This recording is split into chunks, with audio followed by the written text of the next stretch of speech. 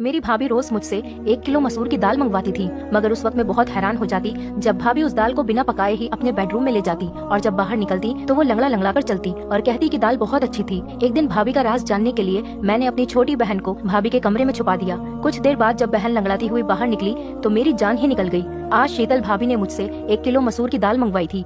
मैं जैसे ही वो दाल लेकर घर पहुंची तो भाभी ने थैला मुझसे ले लिया और अपने कमरे में चली गई। मैं हक्का बक्का रह गई कि भाभी को क्या हुआ। अभी आधा घंटा ही हुआ होगा कि मेरे भैया ऑफिस से जल्दी घर आ गए थे। उनकी तबीयत खराब थी और मैं अपने कमरे में ही बैठी थी। भैया को देखकर मैं जल्दी से उठकर उनके पास आ गई थी। मुझे उनकी चिंता सताने लगी थी, मगर वो बोले थोड़ी देर आराम करूंगा तो ठीक हो जाऊंगा। फिर उन्होंने अपने कमरे में जाने के लिए दरवाजा खोलने की कोशिश की तो दरवाजा अंदर से बंद था। भैया को कुछ शक हुआ तो भैया ने दरवाजा पीट डाला, मगर कमरे से तो भाभी की कोई आवाज ही नहीं आ रही थी।